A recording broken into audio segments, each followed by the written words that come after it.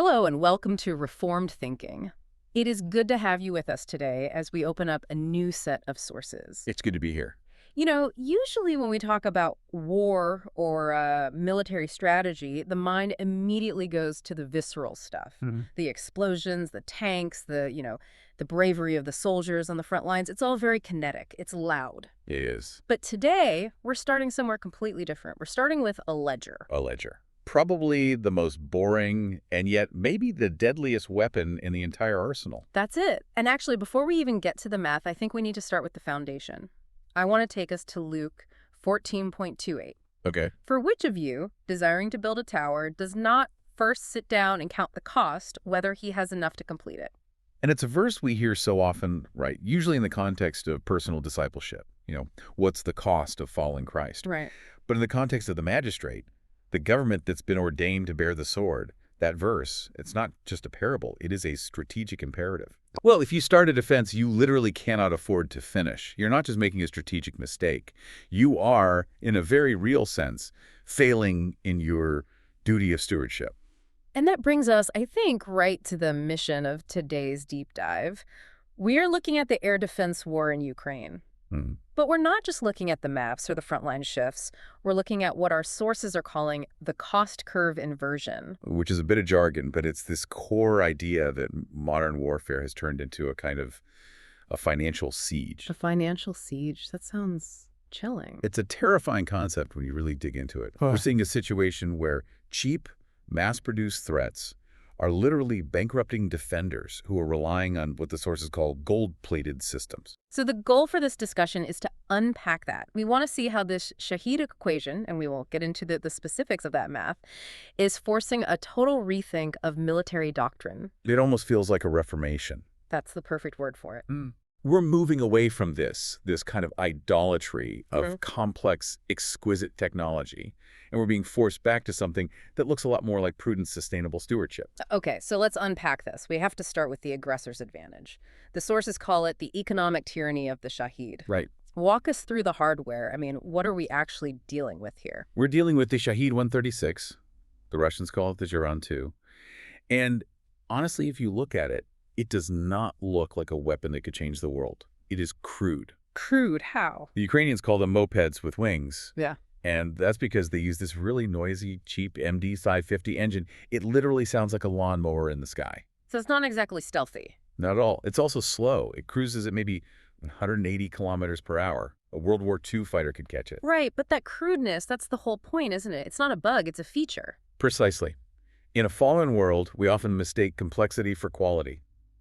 But here, the quality is the cost. Okay, so what is the cost? The estimates in our sources vary a bit, but we're looking at a production cost of maybe $20,000 to $50,000 per unit. $20,000 to $50,000. Yeah. Even the upgraded ones with little jet engines might only hit $80,000. It's made of fiberglass, cheap electronics. A lot of it's just off-the-shelf components you could probably buy on the internet. Which, in the world of military hardware, where a single tank is, what, $10 million? That's basically a rounding error. It's negligible. And that low entry cost allows the aggressor to use a strategy of saturation. Saturation, meaning they just send a ton of them. A ton of them. They don't need these drones to be perfect. They don't need them to be smart. They don't need sophisticated guidance systems. They just need them to be numerous. And that leads to this terrifying math problem for the defender. The sources mention that the cost for Russia to successfully strike a target, even when you count the ones that fail, is wildly low. Right. Let's look at the kill chain cost, as they call it. Right. Let's say Russia launches 10 Shaheds, Yep. and maybe 9 of them get shot down or miss or fail, but only 1 gets through. That total strike package still costs them maybe $350,000, maybe $500,000 for all 10. And what's the comparison point for that? Well, compare that to a traditional Soviet-era cruise missile like a Kh-22. That costs over $1 million just to launch one. Wow. So the Shahed lets the enemy sustain this high-tempo bombardment that would be financially impossible if they were only using their high-end missiles. So the drone doesn't even need to hit the target to win, does it? No, and this is the core of the financial siege concept. The drone wins if it hits the power plant, obviously. That's a clear win. Sure. But it also wins if it just forces you to spend your treasury to stop it. It's an economic attrition weapon. Which brings us squarely to the defender's dilemma. Because if Russia launches say, a $20,000 drone, Ukraine and by extension, the Western coalition supplying them, has to stop it. They have to. But up until recently, what were we using to stop them? Well, Western doctrine has relied on those gold-plated systems I mentioned before.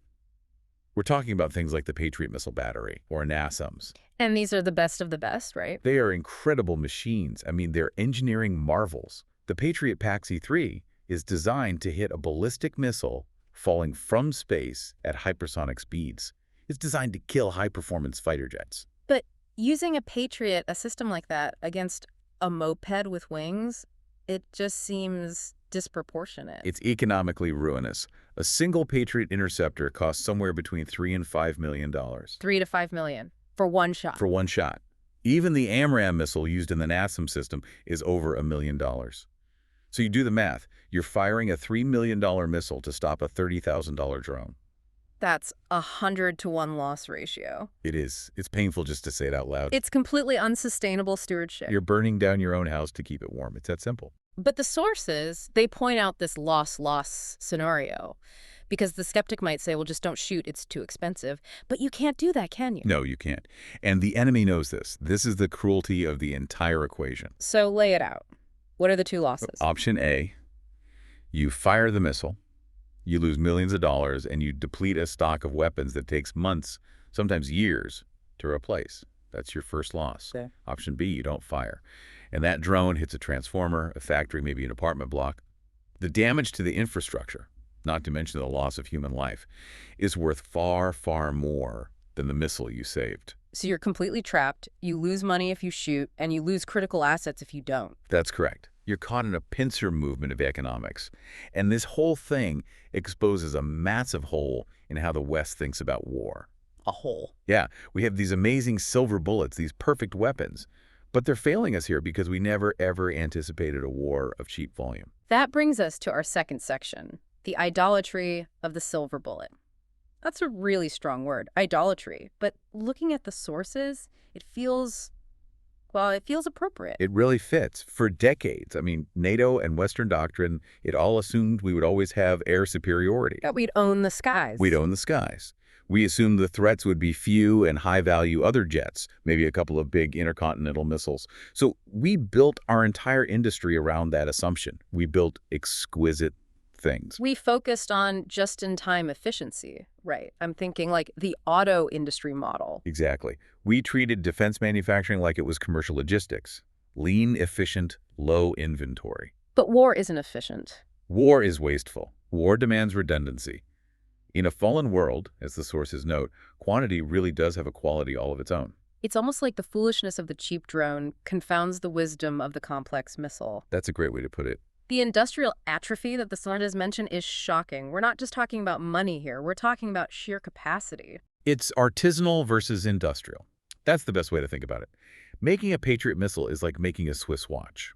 It requires clean rooms, rare earth elements, highly specialized technicians, months of calibration. Right. Making a Shahed is like making a toaster. You can do it in a garage. In fact, they are. The numbers are staggering. The sources say Russia is cranking out 50 to 70,000 of these drones a year. 50 to 70,000. Yeah. Meanwhile, the West struggles to produce just hundreds of Patriot interceptors in that same time frame. It's a complete mismatch of industrial metabolism. And the enemy is using this disparity as a trap. The sources talk about a tactic they call decoy and depletion. Explain that. How does the decoy work in this context? Well, it's a classic bait and switch. The enemy knows we have a limited number of these high-end Patriot missiles. They are finite. A limited magazine. Exactly. So they flood the sky with these cheap drones, wave after wave. They want the radar operators to panic. They want us to fire the Patriots at the drones to protect the cities. And once the battery is empty? Once the magazine is exhausted, that's when the real killers arrive. The Iskander-M ballistic missiles. The hypersonic Kinzels. The ones the Patriots were actually designed for. The very ones. If you've spent your shield stopping the decoys, you have nothing left for the existential threats. So solvency, just being able to afford the fight, is literally a prerequisite for survival. It is. You cannot defend a nation if you go bankrupt doing it. And that realization, that shock, has forced what the sources are calling a reformation of air defense. I love this analogy. Let's get into Section 3, the Reformation. The sources draw a direct parallel to the Protestant Reformation. It's a very helpful heuristic, I think. The Protestant Reformation was fundamentally a callback to simplicity, back to the source. Stripping away the extra stuff. Right, stripping away the costly man-made traditions, the indulgences, the gold, all the things that had obscured the truth. In a military sense, this crisis is forcing a return to the simplicity of economy and volume. So we're moving away from the gold-plated rigidity and trying to find cheap interceptors. We have to. The sources outline 3 pillars of this reformation, and the first one is, well, it's the return of the gun. Specifically, the Flak Panzer Gepard. It sounds like something from a World War II history book. It effectively is a throwback. It's a German anti-aircraft tank with these twin 35mm cannons. For years, Western planners thought it was obsolete. Why bother with a dumb gun when you have a smart guided missile? That was the thinking. But against a slow, loud, non-maneuvering drone, it turns out it's perfect. So how does the math work on the Gepard? What's the cost per kill? A burst of dumb rounds, we're just talking simple kinetic projectiles, costs about $5,000 to kill a drone. $5,000. Compare that to the $3 million Patriot. You have completely restored the economic balance. Suddenly, you're spending less than the enemy again. You're on the right side of the ledger. Right. But it's not just about digging up old tanks. The second pillar is what the sources call common grace and Franken-SAMS. Franken-SAM, I'm assuming that's surface-to-air missile, like Frankenstein's monster. That is correct. Yeah. And this is where human ingenuity, common grace, Yes. just shines. Ukraine had a lot of old Soviet radar systems and trucks, the Buk systems. Okay. But they didn't have enough of the old Soviet missiles for them. Meanwhile, the West had plenty of old air-to-air missiles, things like Sidewinders, Sea Sparrows, just sitting in warehouses. But those two things don't talk to each other. They're not supposed to. It sounds like trying to run an iPhone app on a Commodore 64. It's a massive engineering challenge. But the engineers, they built adapters. They built hardware and software bridges that allowed the Soviet radar to guide the American missile. They stitched them together. What's the stewardship angle on that? It's the definition of it. It's repurposing what you have rather than coveting what you cannot afford. They mentioned one of these programs, Project Hornet. Converting one of these systems costs about $340,000. That's a lot of money, but it gives you a fully functional air defense system for a fraction of the cost of a new battery, which would be $1 billion. $1 billion. So it's incredibly resourceful. But the third pillar, this is the one that really feels like the future has arrived. The drone wall. The FPV interceptors. And the radical thesis here is, to kill a cheap drone, you have to use an even cheaper drone. Yes. We are talking about small, agile quadcopters. Systems with names like the Sting or the Bullet. These are flown using first-person view goggles. Wait, so there's a human pilot on the ground wearing goggles, steering this little drone into the big drone. Currently, yes, though automation is coming fast. They either ram into the Shahed or they detonate a small charge right near its engine. And what's the cost on one of those? Between $1,000 and $5,000. That's amazing. That is a total inversion of the cost curve. It is. If you can knock down a $50,000 threat with a $1,000 interceptor, you are now actively winning the economic war. You're making them waste money. The sources even mention something called the Aerotrawl, which is a drone that deploys a net to tangle up the enemy drone's propellers. A net? That's practically medieval, but also incredibly futuristic. It is. And that drops the cost to maybe $500 because you don't even need explosives. You preserve your explosives for the harder targets. It is pure efficiency. So we have guns, we have these Franken-SAMs, and we have interceptor drones. This seems to lead us into a deeper discussion about how we actually measure success now. Section 4, the deep dive into the economics of the sky. Right. We have to stop looking at the battlefield as just a map of explosions and start seeing it for what it is. A ledger. Air defense is now an accounting problem. The sources list some key metrics for this new kind of accounting. The one that stuck out to me was expected cost per kill. That's a crucial one. It's not just the sticker price of your weapon. It's more complicated. It's the cost per shot multiplied by how many shots it takes you to get a kill. Let's say an FPV interceptor drone is hard to fly and you miss half the time. A 50% miss rate. That sounds pretty bad. In the old world of multi-million-dollar missiles, yes, that would be a catastrophe. But if the drone only cost $1,000, you can launch 10 of them. That's $10,000 total. Okay. If even one of those 10 hits, you just spent $10,000 to kill a $50,000 target. You still win. The logic changes from perfection to probability and price. And then there's magazine depth? This is a concept listeners really need to grasp. It's simply how many shots do you have before your launcher is empty? How much ammo is in the clip? Exactly. In a saturation attack where they send 50 or 60 drones at you all at once, your accuracy matters less than your volume. If you only have 20 missiles in your battery and they send 21 drones, you lose. It doesn't matter how good your missiles are. You run out of bullets before they run out of targets. Precisely. And replenishment rate is the other side of that coin. It's not just what you have now, it's how fast your industry can make more. So there's an equation for this. Sustainability equals the shots you have plus the shots you can make divided by the shots you are consuming. If that consumption number is higher than production, defeat is just a matter of time. The sources also talk about this idea of winning twice. What does that mean? It means you have to win tactically. You have to shoot the thing down so it doesn't kill anyone or destroy anything. That's victory number one. Obvious enough. But you also have to win strategically. You have to do it without running out of money and without running out of ammo. You can easily win the battle of the night and still lose the war of the budget. This leads to the idea of a layered defense. It's not just throwing everything you have at the sky. It's more of an architecture. It's an economic architecture. You use the cheap layers, the machine guns, the Gephards, the FPVs to handle the mass threats, all the junk that's aimed at exhausting you. You filter out the noise. You filter out the noise. And you save the premium layers, the Patriots, strictly for the capital assets, the nuclear threats, or the ballistic missiles that the cheap stuff simply can't touch. It's opportunity cost. Every single Patriot you fire at a drone is one less Patriot you have for a nuke. Spot on. It is a terrifying form of battlefield triage. Now, I want to play devil's advocate for a minute here. This all sounds great. Use cheap drones, use old guns, problem solved. But Section 5 is about stress testing the Reformation. It's not magic, is it? No. There are reasons we moved to missiles in the first place. Absolutely not. And we have to be honest about the friction of war. The sources are very clear on this. Guns have serious limitations. Like what? Well, for one, gravity exists. Bullets come down. If you're defending a dense city like Kiev, you can't just spray 35-millimeter rounds into the air without worrying about where they're going to land. And they must have a short range. Right. They have very short range, and you have line-of-sight issues in cities. Yeah. A building gets in the way. A radar can't see through a skyscraper. And then there's the whole world of electronic warfare, or EW. The invisible battle. We hear about jamming a lot. Jamming is huge.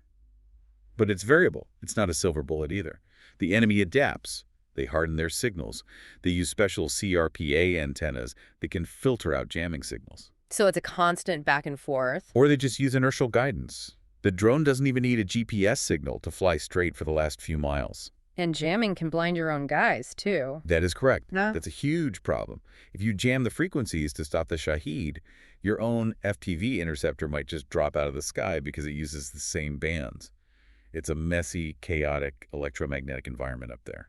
So given all that, why do the cheap interceptor drones still matter so much? Because they fill the middle layer. Yeah. They perfectly bridge the gap between the really short-range guns and the invisible, sometimes unreliable, EW. And it's a kinetic kill, it's certain. It is a kinetic certainty. Unlike jamming, if you hit a drone with another drone, that is a confirmed kill. You don't have to wonder if your jammer worked. And unlike missiles, you can scale them. You can make them in a garage? You can produce thousands of them. The sources highlight this mini case study of the Kyiv city defense. They were faced with this exact problem: defend a capital city without bankrupting the entire state. So what do they do? They used mobile fire groups. We're talking about guys in pickup trucks with machine guns and searchlights and tablets connected to a network. It sounds like the London Blitz, but with iPads. It is. They created this flexible mesh defense. And during what they call surge weeks, when the enemy increases the tempo just to tire you out, the goal is simply to survive the burn rate. Cheap drones allow you to do that. I found the iteration loop point fascinating, too. This idea of fail, learn, improve. This is absolutely critical. A Patriot missile system takes years to update. The software is rigorous, the testing is intense. If the enemy changes tactics, you are stuck with the old system for a long time. Right. But with a cheap drone, you can 3D print a new frame or code a software fix in the morning and be flying it that evening. The iteration cycle is measured in weeks, not years. It's agile development, but applied to national survival. That's exactly what it is. Let's shift gears now. We are reformed thinking, after all. We need to look at the theological and moral implications of all this. Section 6. This is where the rubber really meets the road for the Christian worldview. We have to look at Romans 13.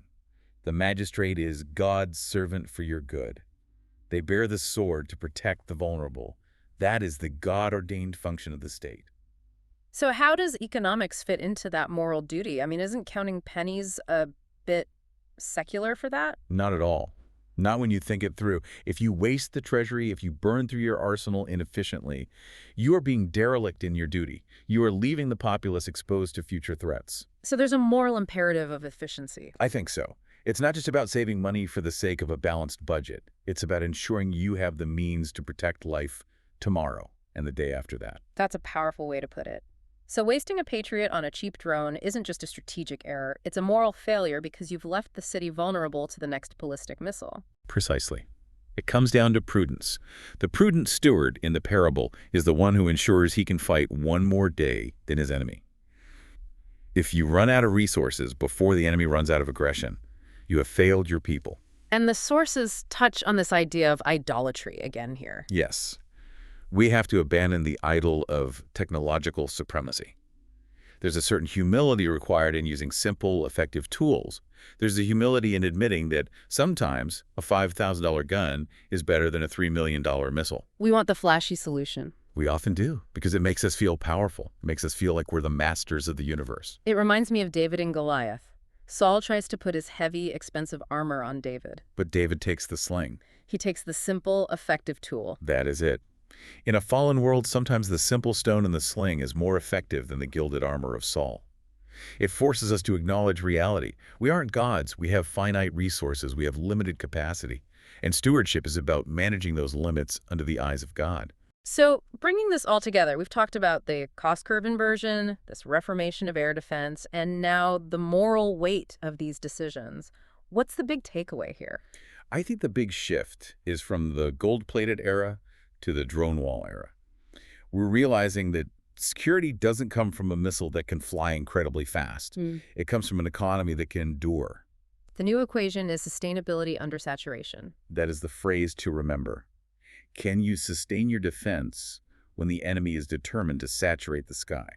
It really changes how you look at the news footage, doesn't it? When you see those tracers lighting up the night sky over a city, you realize you aren't just watching a battle. You're watching a balancing act of a national ledger. You're watching a desperate attempt to balance the books while simultaneously saving lives.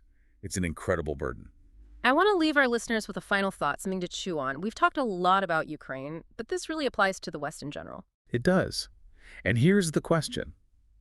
If modern warfare is becoming a battle of ledgers and industrial capacity, a battle of, frankly, boring, gritty sustainability, are Western nations spiritually and industrially prepared for that? What do I mean by spiritually prepared? Well, we love the flash. We love the silver bullet. Are we prepared as a culture to prioritize boring sustainability over flashy tech? Are we humble enough to build the simple things we need, but in massive quantities? Or will we continue to build towers? Yeah. These exquisite, expensive towers that we ultimately cannot afford to finish. That's the question from Luke 14, brought into the 21st century. Are we building a defense that looks good on paper or one that actually works when the push comes to shove? And are we willing to do the hard, unglamorous work of counting the cost before the crisis begins? A lot to think about. Thank you for guiding us through this. It is a complex topic, but I feel like we have really gotten to the bottom of the why behind the what. It was a pleasure. It's a critical conversation to be having. And thank you to our listeners for joining us on this deep dive. This has been Reformed Thinking. We will catch you next time.